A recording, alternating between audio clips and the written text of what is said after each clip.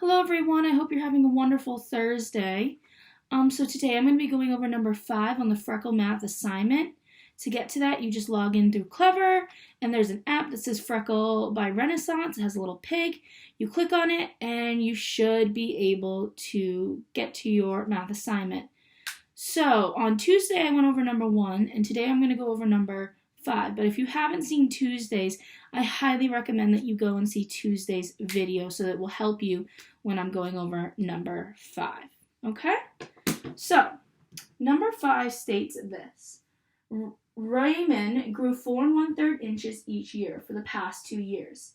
How many inches total has Raymond grown in the past 2 years? So before I did anything, I made sure to cube the problem. So C in cube stands for circle the numbers, which I circled 4 1/3 and 2. The U in cube stands for underline the question, so I underlined how many inches total has Raymond grown in the past 2 years.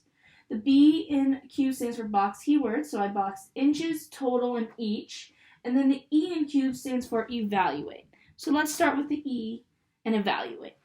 Okay, so we know that in 1 year, each year means 1 year, he grows 4 1/3. And our question is asking how much will he grow in 2 years. So in order to figure out how many he will grow in 2 years, I'm going to need to multiply 4 1/3 by 2. So let's rewrite it down here. 4 1/3 times 2.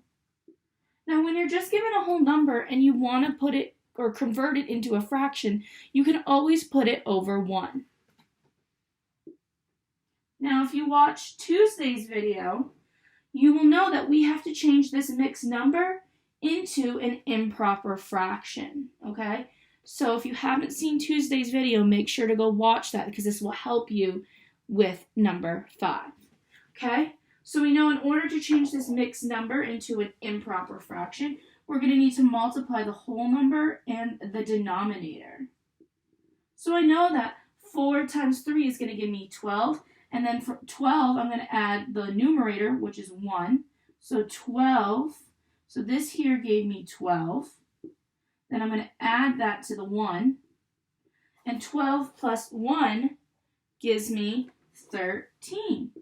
So I have 13. And we always keep the same denominator. So our denominator was 3, so we keep it the same. So we have 13 over 3 times 2 over 1. And to multiply fractions, you just multiply the numerators by each other and the denominators by each other. So I already know off the top of my head that 13 times 2 is 26. And 3 times 1 is going to give me 3. So we have 26 over 3. Now I was looking at the Freckle assignment, and they will accept this answer. But I'm not a huge fan of it because this is still an improper fraction. And it's really important that we get in the habit of converting our improper fractions into a mixed number, not leaving our answer as an improper fraction, okay? So I wouldn't recommend putting that in. They will accept it, but for me personally, as a teacher, I wouldn't want to see an improper fraction. Always change your improper fractions into mixed numbers. Don't leave it like an improper fraction. So in order to do that, we're basically going to undo what we did here. So I have to think to myself, how many times can 3, our denominator, go into 26? So this is where it's really important to know your multiplication facts. Well, off the top of my head, I know that 8 times 3 gives me 24. And I know that 9 times 3 will give me 27. And 27 is bigger than 26. So I'm going to say that 3 can go into 26 8 times. Okay? I know that 8 times 3 gives me 24. So from there, I'm going to take my numerator, the 26, and we're going to subtract 24 from it because 8 times 3 gives me 24. So 26 minus 24 gives me 2. So that's going to be my numerator. And then like with all, I've said all the time with the fractions, you keep the denominator the same. So if 26 over 3, the 3 is the denominator, I'm just going to bring it over here. So I just converted this improper fraction, 26 over 3, and I converted it into a mixed number. 8 2/3. So I said, how many times can 3 go into 26? I knew that 3 can only go into 26 8 times.